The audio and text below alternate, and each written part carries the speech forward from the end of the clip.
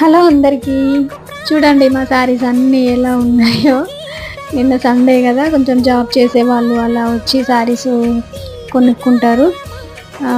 చాలా కస్టమర్స్ కూడా వస్తున్నారు, అందుకని అన్నీ అలా అయిపోయాయి. శారీస్ అన్నీ నీట్గా సర్దుకునేసరికి చాలా లేట్ అయిపోయింది.